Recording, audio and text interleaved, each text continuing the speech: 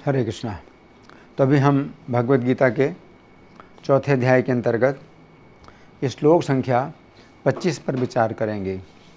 दैवमेवा परे यज्ञम योगिनः पर्युपासते ब्रह्माज्ञावपरे यज्ञम यज्ञेन वोपजुह्वति। तो यहाँ पर भगवान कह रहे हैं दैवमेवा परे यज्ञम योगिनः पर्युपासते। तो कुछ ऐसे भी योगी हैं जो कि देव यज्ञ की ही उपासना करते हैं, यानी देवताओं की ही उपासना करते हैं। और दूसरे योगी ऐसे हैं जो कि सब प्रकार के यज्ञों को यज्ञ में ही हवन करके केवल क्या करते हैं, ब्रह्म रूपी अग्नि में यज्ञ को यज्ञ के द्वारा ही हवन करते हैं, है ना। तो इस श्लोक की व्याख्या श्री भगवान ने कहा में जैसे हुई है उसे हम सुनेंगे। इस श्लोक में भगवान अन्य दो प्रकार के यज्ञों का वर्णन कर रहे हैं। पिछले श्लोक में भगवान ने अर्जुन के लिए जिस यज्ञ का वर्णन किया था उसमें भगवान का संकेत था कि अर्जुन कृष्ण भावना भावित होकर युद्ध करें। परंतु अब आगे के 5 श्लोकों में अपरे अथवा अन्य शब्दों का प्रयोग करके भगवान जिन यज्ञों का वर्णन कर रहे हैं उनके लिए भगवान का संकेत है कि हे अर्जुन, यद्यपि ये यज्ञ भी कृष्ण भावनामृत की अलग अलग विधियां हैं, परंतु इस समय इन यज्ञों को करने की तुम्हें आवश्यकता नहीं है। तुम्हें तो श्लोक संख्या 24 में जिस यज्ञ का मैंने वर्णन किया है उसी यज्ञ को करने की आवश्यकता है। तो श्लोक की प्रथम पंक्ति में भगवान कहते हैं दैवम एव अपरे यज्ञम योगिनः पर्युपासते, अर्थात अन्य योगी गण देव यज्ञ की ही अच्छी प्रकार से उपासना करते हैं। तो यहाँ पर भगवान देवम यज्ञम इन शब्दों का प्रयोग कर रहे हैं। देव शब्द का अर्थ है ऐसी वस्तु जो किसी विशेष देवता से संबंधित हो। इस प्रकार देवम यज्ञम इन शब्दों का अर्थ हुआ ऐसा यज्ञ जिसमें प्रत्येक वस्तु किसी विशेष देवता से संबंधित हो। पिछले श्लोक में भगवान ने जिस यज्ञ का वर्णन किया था उस यज्ञ में प्रत्येक वस्तु ब्रह्म अर्थात श्री कृष्ण से संबंधित थी, परंतु अब इस श्लोक में देवम शब्द का प्रयोग करके भगवान ये बतलाना चाहते हैं कि कुछ ऐसे भी यज्ञ होते हैं जिनमें किसी विशेष देवता को केंद्र बनाया जाता है। यज्ञ का अर्थ है पूजन और भक्ति में अंतर है। तो यहाँ पर भगवान संकेत कर रहे हैं कि कृष्ण भावना भावित व्यक्ति देवताओं का पूजन तो कर सकता है परंतु देवताओं की भक्ति नहीं। इसका अर्थ है कि कृष्ण भावना भावित व्यक्ति कृष्ण की प्राप्ति के लिए यदि अन्य देवताओं का पूजन करता है तो इसमें कोई दोष नहीं है। गीता 6:47 में भगवान ने भजते माम इन शब्दों का प्रयोग किया है जिनका अर्थ है कि सर्वोच्च योगी वही है जो श्री कृष्ण का भजन करता है। उक्त श्लोक के तात्पर्य में श्रील प्रभुपाद लिखते हैं यहाँ पर भजते शब्द महत्वपूर्ण है। भजते शब्द का अर्थ है सेवा करना। पूजन शब्द से यह भाव व्यक्त नहीं होता क्योंकि इससे पूजा करना, सम्मान दिखाना तथा योग्य व्यक्ति का सम्मान करना सूचित होता है, किंतु प्रेम तथा श्रद्धा पूर्वक सेवा तो श्री भगवान के निमित्त है। किसी सम्मानित व्यक्ति या देवता की पूजा न करने वाले को अशिष्ट कहा जा सकता है, किंतु भगवान की सेवा न करने वाले की तो पूरी तरह से निंदा की जाती है। प्रत्येक जीव भगवान का अंश है और इस तरह प्रत्येक जीव को अपने स्वभावानुसार भगवान की सेवा करनी चाहिए। ऐसा ना करने से वह नीचे गिर जाता है। भागवत पुराण 11:5-3 में इस बात की पुष्टि इस प्रकार हुई है, जो मनुष्य अपने जीवनदाता आदि पुरुष श्री कृष्ण की सेवा नहीं करता और अपने कर्तव्य में शिथिलता बरतता है वो निश्चित रूप से अपनी स्वाभाविक स्थिति से नीचे गिरता है। भागवत पुराण के इस श्लोक में भजन्ति शब्द का प्रयोग हुआ है। भजन्ति शब्द का प्रयोग परमेश्वर के लिए ही किया जा सकता है, जबकि पूजन शब्द का प्रयोग देवताओं या अन्य सामान्य जीव के लिए किया जाता है इति। तो यहाँ पर भगवान एव शब्द का प्रयोग कर रहे हैं, देवम एव, है ना। एव शब्द का अर्थ है केवल यही। इस प्रकार भगवान यहाँ पर कहना चाहते हैं कि कुछ ऐसे भक्त हैं जो केवल देव यज्ञ के द्वारा ही श्री कृष्ण को प्रसन्न करते हैं। देखने में तो ऐसा लगता है कि वे श्री कृष्ण की पूजा तो नहीं कर रहे हैं, परंतु वास्तव में उनकी पूजा का उद्देश्य कोई भौतिक कामना ना होकर श्री कृष्ण को प्रसन्न करना होता है। तो यहाँ पर भगवान अपरे योगिना इन शब्दों का प्रयोग कर रहे हैं। देवमेव योगिना, देवमेव अपरे यज्ञम योगिना पर्युपासते।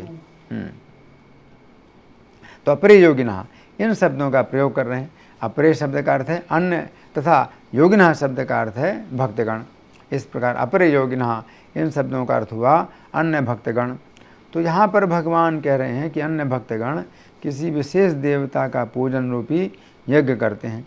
अब यहाँ पर एक प्रश्न उठता है कि गीता 7:20 से 23 में तो भगवान ने देवताओं की पूजा की निंदा की है, फिर यहाँ पर भगवान अन्य देवताओं के पूजन का समर्थन क्यों कर रहे हैं?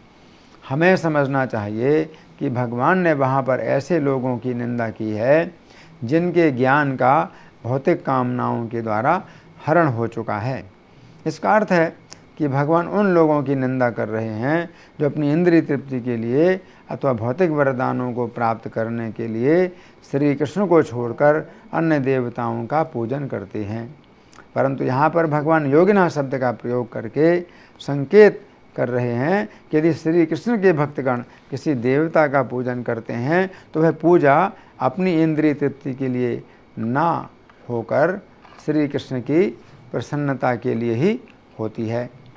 गीता 17:11 में भगवान कहते हैं यज्ञों में वही यज्ञ सात्विक होता है जो शास्त्र के निर्देशानुसार कर्तव्य समझकर उन लोगों के द्वारा किया जाता है जो फल की इच्छा नहीं करते इति। इसका अर्थ है कि योगी अथवा भक्तगण यदि किसी देवता की पूजा करते हैं तो वे उस देवता के प्रति अपनी श्रद्धा स्थापित नहीं करते हैं कि यह देवता ही सर्वोच्च है, अथवा वे उस देवता की शरण नहीं लेते हैं। उक्त श्लोक में यह कहा गया है कि वे इस भावना से किसी देवता का पूजन करते हैं कि पूजन करना चाहिए। यष्टव्यम एव इति मनः समाधाय, अर्थात वे अपने मन में इस प्रकार विचार करते हैं कि मुझे पूजन करना चाहिए इसलिए मैं पूजन कर रहा हूँ। परंतु अज्ञानियों के विषय में भगवान गीता 7:20 में कहते हैं कि वे अन्य देवताओं की शरण लेते हैं। फिर गीता 7:21 में भगवान कहते हैं कि वे अन्य देवताओं में से किसी एक देवता के प्रति अपनी श्रद्धा स्थिर करके उस देवता के भक्त बनकर उसी देवता की आराधना करना चाहते हैं। तो भगवान की इन बातों से पता चलता है कि यदि कोई भक्त बिना किसी भौतिक कामना के किसी अन्य देवता का पूजन करता है परंतु वह उस देवता से कोई संबंध स्थापित नहीं करता है क्योंकि उसका संबंध श्री कृष्ण के साथ पहले से ही है, तो श्री कृष्ण ऐसे व्यक्ति की निंदा नहीं करते हैं। इसलिए यहाँ पर भगवान योगिना शब्द का प्रयोग कर रहे हैं। योगिना शब्द योगी शब्द का बहुवचन है तथा योगी शब्द का अर्थ है ऐसा व्यक्ति जो अपना संबंध श्री कृष्ण के साथ ही जोड़े, अन्य किसी के साथ नहीं। तो यहाँ पर भगवान पर्युपासते शब्द का प्रयोग कर रहे हैं। पर्युपासते शब्द 2 शब्दों से मिलकर बना है, परि तथा उपासते। परि शब्द के अनेक अर्थों में से एक अर्थ है सर्वतोभाव से अथवा अच्छी प्रकार से, तथा उपासते शब्द का अर्थ है पूजन करते हैं। इस प्रकार पर्युपासते शब्द का अर्थ हुआ अच्छी प्रकार से तथा संपूर्ण विधि से पूजन करते हैं। इसका अर्थ यह भी हुआ है कि श्री कृष्ण के भक्त यदि किसी अन्य देवता की पूजा करते हैं तो विधि का पूरा पालन करते हैं। उनके पूजन में कोई छिद्र नहीं होता है जिससे उस देवता को बुरा लगे। तो अभी हमने चर्चा की थी कि योगी अर्थात श्री कृष्ण के भक्तगण यदि किसी देवता का पूजन करते हैं तो यह पूजन कर्तव्य की भावना से तथा बिना किसी भौतिक कामना के होता है। परंतु कभी कभी यह पूजन एक अन्य कारण से भी होता है, और वो कारण है श्री कृष्ण को प्राप्त करने की कामना।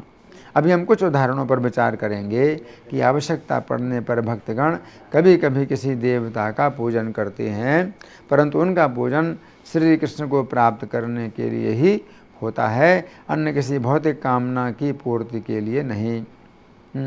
श्रीमद् भागवत के 10वें स्कंद के 22वें अध्याय में वर्णन आता है कि ब्रज की कन्याओं ने श्री कृष्ण को अपना पति बनाने के लिए कात्यायनी देवी की पूजा की। उनकी प्रार्थना थी, हे देवी कात्यायनी, हे महामाया, हे महायोगिनी, हे अधीश्वरी, आप महाराज नंद के पुत्र को मेरा पति बना दीजिए।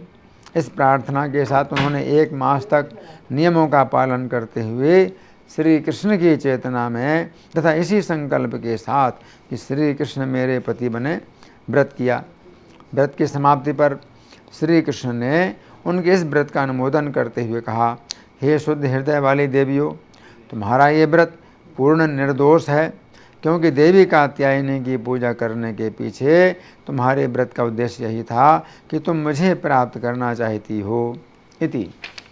तो यहाँ पर भगवान कह रहे हैं कि कुछ योगी अर्थात भक्तगण श्री कृष्ण की प्राप्ति के लिए उसी प्रकार अन्य देवता का पूजन करते हैं, जिस प्रकार ब्रज की कन्याओं ने श्री कृष्ण को पति बनाने के लिए कात्यायनी की पूजा की थी।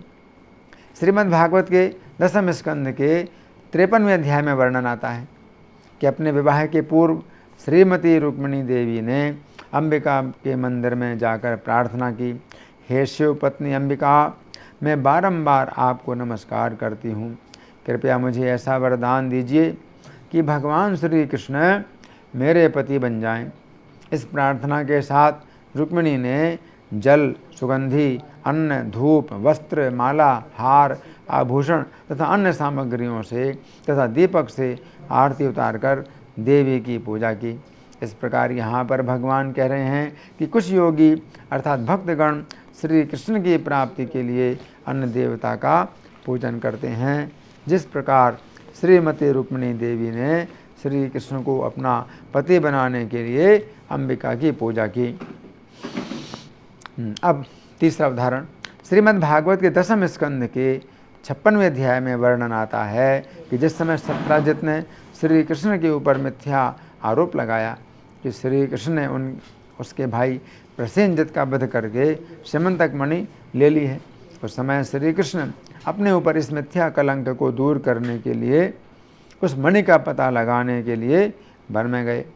द्वारकावासियों ने विचार किया कि श्री कृष्ण मणि का पता लगाने के लिए गए हैं, परंतु बहुत दिन बीत गए, अब तो श्री कृष्ण का भी कोई पता नहीं है। ऐसी स्थिति में समस्त द्वारकावासी चंद्रभागा नामक दुर्गा देवी के मंदिर में गए तथा श्री कृष्ण को प्राप्त करने के लिए उन्होंने देवी की पूजा तथा प्रार्थना की। इस प्रकार यहाँ पर भगवान कह रहे हैं कि कुछ योगी अर्थात भक्तगण श्री कृष्ण की प्राप्ति के लिए अन्य देवता का पूजन करते हैं, जिस प्रकार द्वारकावासियों ने खोए हुए श्री कृष्ण को प्राप्त करने के लिए दुर्गा देवी का पूजन किया। अब चौथा उदाहरण है जैमिनी अश्वमेध पर्व के 58वें अध्याय में वर्णन आता है कि जिस समय राजा चंद्रहास ने देखा कि चंडिका देवी के मंदिर में उनके साले मदन की कुछ कसाईयों ने हत्या कर दी तथा उनके ससुर धृष्टबुद्धि ने अपने पुत्र मदन की मृत्यु के शोक में स्वयं आत्महत्या कर ली है, उस समय उन्होंने अपने साले तथा ससुर दोनों की मृत्यु देखकर चंडिका देवी के हृदय में स्थित श्री कृष्ण को प्रसन्न करने के लिए देवी का पूजन किया। उन्होंने स्नान करके शुद्ध होकर एक चौकोर कुंड खोद कर तैयार किया तथा उसमें अग्नि स्थापित करके भी वे घी मिश्रित सुंदर तिलों तथा शक्कर मिली हुई खीर की आहुतियाँ देने लगे। तत्पश्चात वे देवी सूक्त का पाठ करके अपने शरीर का मांस काट काट करके अग्नि में हवन करने लगे। उस समय चंद्रहास ने अपने शरीर के पैर से लेकर मस्तक तक का सारा मांस काट कर होम दिया। उस समय केवल हड्डियों का ढांचा और मस्तक ही शेष रह गया। तब वे जगदम्बिका से कहने लगे, हे माता, आप चराचर जगत के गुरु भगवान विष्णु की चित्त शक्ति कहलाती हैं और आप ही सबसे पृथक रहकर भी सबके कर्मों की साक्षी हैं। इसलिए हे चंडिके, अब मैं तलवार से अपना सिर काटता हूँ। अंबिके, इससे आपके स्वरूप में विराजमान जगदीश्वर श्री कृष्ण प्रसन्न हो। यों कहकर चंद्रहास ने जो ही उस तलवार को अपने गले पर मारना चाहा, त्यों ही चंडिका देवी प्रकट हो गईं और वे राजा चंद्रहास से बोलीं, चंद्रहास, तुम इस प्रकार अपनी हत्या मत करो।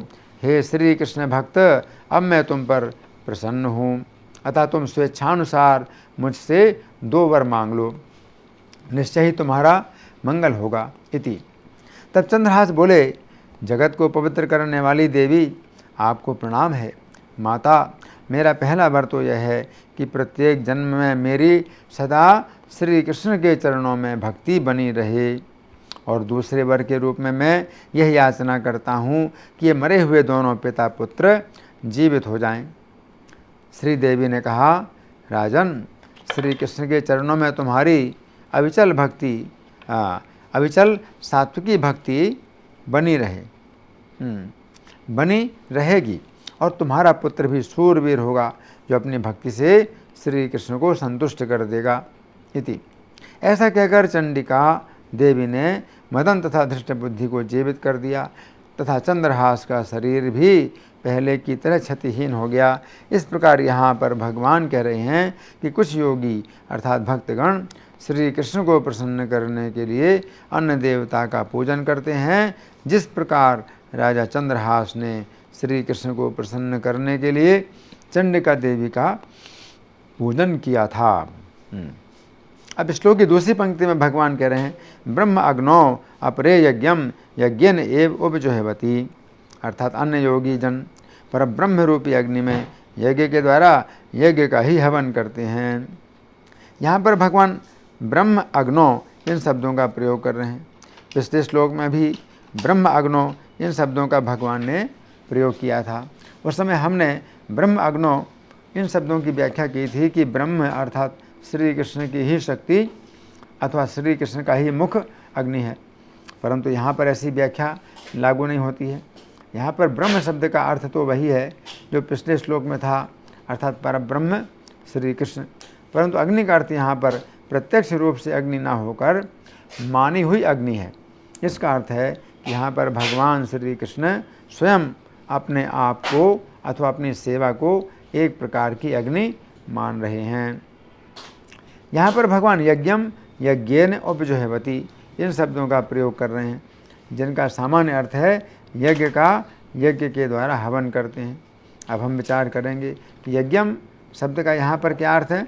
हमें समझना चाहिए कि यहाँ पर यज्ञम शब्द का अर्थ अन्य देवताओं की पूजा भी है, जिसका वर्णन इस श्लोक की प्रथम पंक्ति में हो चुका है, तथा इसके अतिरिक्त यज्ञम शब्द का अर्थ अन्य धार्मिक कृत्य भी हैं जो नियमित रूप से अथवा कभी कभी अवसर आने पर किए जाते हैं, जैसे संध्या बंदन, स्नान, देवताओं की पूजा, पितरों की पूजा आदि। इसके पश्चात दूसरा शब्द है यज्ञेन। यज्ञेन शब्द का सामान्य अर्थ है यज्ञ के द्वारा, परंतु यहाँ पर यज्ञ का अर्थ प्रत्यक्ष रूप से हवन क्रिया न होकर माना हुआ यज्ञ अथवा श्री कृष्ण की सेवा के लिए त्याग करना है। अब हम उपजुह्वति शब्द पर विचार करेंगे। उपजुह्वति शब्द का सामान्य अर्थ है हवन करते हैं, परंतु यहाँ पर उपजुह्वति शब्द का अर्थ प्रत्यक्ष रूप से हवन करना ना होकर हवन करना अथवा नष्ट करना माना गया है। अब हम शब्दों की उपर्युक्त व्याख्या के अनुसार संपूर्ण पंक्ति की व्याख्या करेंगे।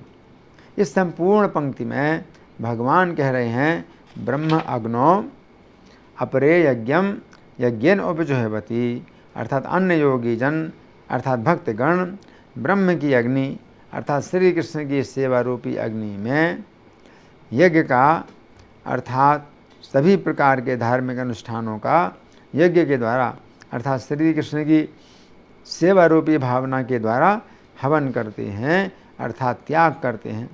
इस बात को यदि सरल शब्दों में कहा जाए तो हम कह सकते हैं कि कुछ भक्तगण श्री कृष्ण की सेवा में इतने अधिक आसक्त हो जाते हैं कि वे अपने नित्य धार्मिक अनुष्ठानों को छोड़ देते हैं। तो यहाँ पर हमें समझना चाहिए कि श्री कृष्ण की सेवा इतना बड़ा यज्ञ है कि वे इस यज्ञ के द्वारा अन्य सामान्य यज्ञों को श्री कृष्ण की सेवा रूपी अग्नि में हवन कर देते हैं। गीता 18:66 में भगवान कहते हैं कि समस्त धर्मों का त्याग कर मेरी शरण में आ जाओ। तो इसी बात को यहाँ पर भगवान समझा रहे हैं कि श्री कृष्ण की शरणागति इतना बड़ा यज्ञ है कि इस यज्ञ के द्वारा व्यक्ति को अन्य समस्त प्रकार के लौकिक यज्ञों का त्याग कर देना चाहिए। हम जानते हैं कि सामान्य यज्ञ में कुछ विशेष प्रकार की हवन सामग्री होती है जिसका अग्नि में हवन किया जाता है, परंतु यहाँ पर भगवान एक ऐसे महान यज्ञ का वर्णन कर रहे हैं जिसमें अन्य सामान्य यज्ञ ही हवन सामग्री बन जाते हैं। हम जानते हैं कि जिस समय किसी वस्तु का अग्नि में हवन किया जाता है अथवा उसे अग्नि में जलाया जाता है तो वह वस्तु सदा के लिए नष्ट हो जाती है तथा पुनः कभी भी प्राप्त नहीं होती है। उसी प्रकार यहाँ पर भगवान कह रहे हैं कि कुछ भक्तगण श्री कृष्ण की सेवा में अपना संपूर्ण जीवन लगाकर सदा के लिए अन्य धार्मिक अनुष्ठानों का त्याग कर देते हैं। तो श्लोक की प्रथम पंक्ति में भगवान ने अपरे योगिना इन शब्दों का प्रयोग किया था जिनका अर्थ था अन्य भक्तगण, परंतु इस दूसरी पंक्ति में भगवान केवल अपरे शब्द का ही प्रयोग कर रहे हैं।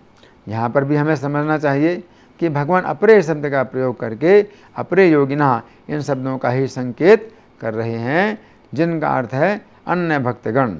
तो यहाँ पर भगवान कहना चाहते हैं कि यद्यपि पहली पंक्ति में जिस प्रकार के यज्ञ का वर्णन किया गया है, दूसरी पंक्ति में उस यज्ञ के अतिरिक्त दूसरे प्रकार के यज्ञ का वर्णन किया गया है, परंतु जहाँ तक सिद्धांत की बात है दोनों प्रकार के यज्ञों में एक ही सिद्धांत है, श्री कृष्ण को प्रसन्न करना।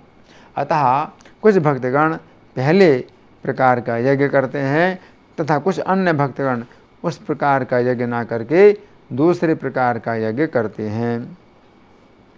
इस श्लोक की प्रथम पंक्ति में भगवान ने एव शब्द का प्रयोग करके ये संकेत किया था कि कुछ भक्तगण केवल देव यज्ञ अर्थात श्री कृष्ण की प्रसन्नता के लिए किसी विशेष देवता की पूजा करते हैं, परंतु दूसरी पंक्ति में भगवान एव शब्द का प्रयोग करके यह संकेत कर रहे हैं कि केवल श्री कृष्ण की सेवा रूपी यज्ञ के द्वारा ही अन्य भक्तगण दूसरे समस्त प्रकार के यज्ञों का हवन करते हैं। इसका अर्थ है कि दूसरे जितने भी प्रकार के यज्ञ हैं वे सभी श्री कृष्ण की सेवा रूपी यज्ञ में शामिल हो जाते हैं। यदि कोई व्यक्ति श्री कृष्ण की सेवा में लगा हुआ है तो यह समझना चाहिए कि उसने सभी प्रकार के यज्ञ कर लिए। श्रीमद्भागवत 3:33-7 में माता देवहूति भगवान कपिल देव की स्तुति में कहती हैं, हे नाथ, वे लोग कितने धन्य हैं जिनकी जिह्वाएं आपके पवित्र नाम का जप करती हैं।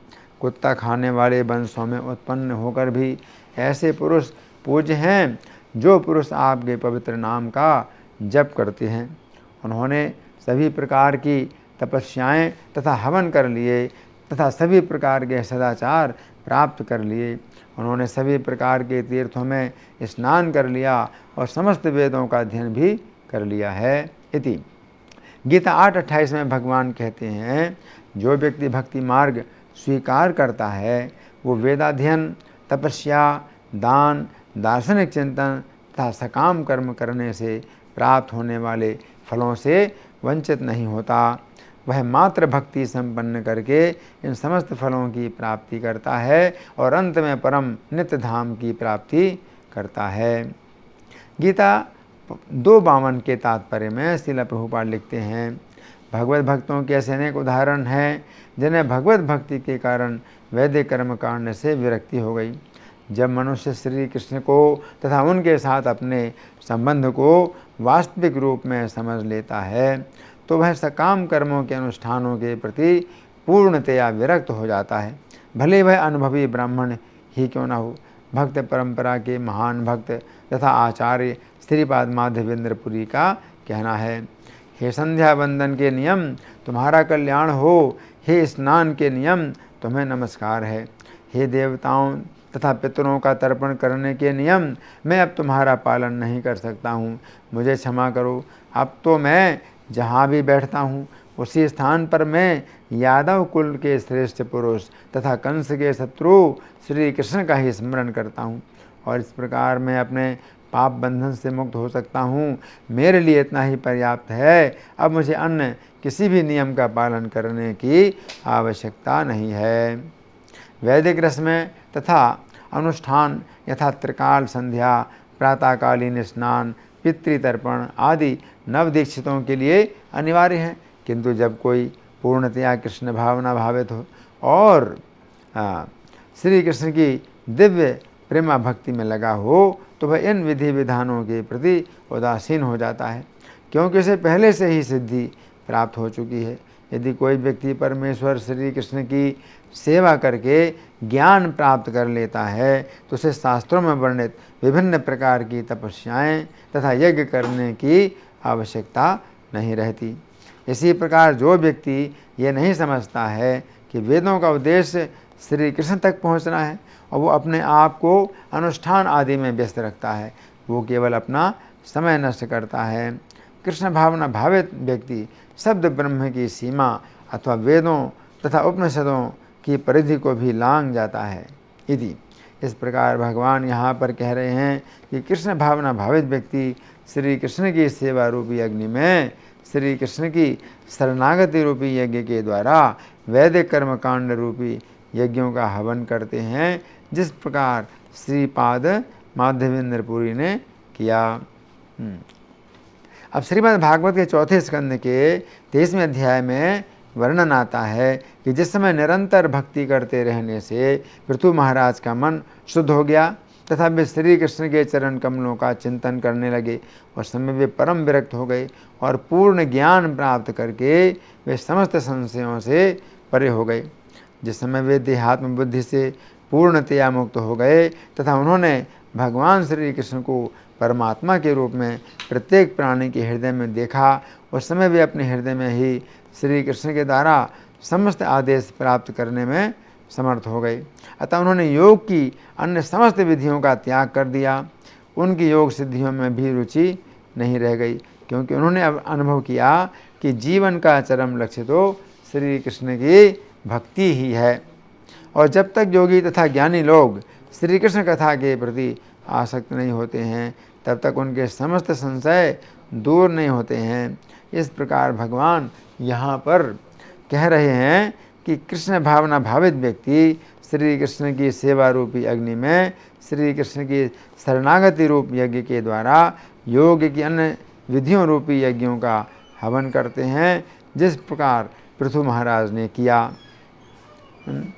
श्रीमद् भागवत के प्रथम स्कंद के 19वें अध्याय में वर्णन आता है कि जिस समय परीक्षित महाराज को ये समाचार मिला कि 7 दिनों के बाद उनकी मृत्यु होने वाली है, उस समय उन्होंने अपने समस्त कर्तव्यों का त्याग कर दिया तथा गंगा के तट पर बैठकर श्री सुखदेव गोस्वामी के मुख से श्रीमद् भागवत का 7 दिनों तक लगातार श्रवण किया।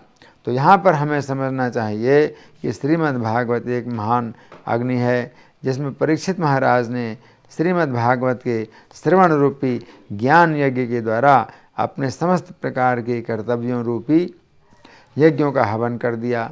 इस प्रकार भगवान यहाँ पर कह रहे हैं कि कृष्ण भावना भावित व्यक्ति कृष्ण कथा रूपी अग्नि में कथा श्रवण रूपी ज्ञान यज्ञ के द्वारा समस्त प्रकार के कर्तव्यों रूपी यज्ञों का हवन करते हैं, जिस प्रकार परीक्षित महाराज ने किया, है ना। तो यहाँ पर भगवान कह रहे हैं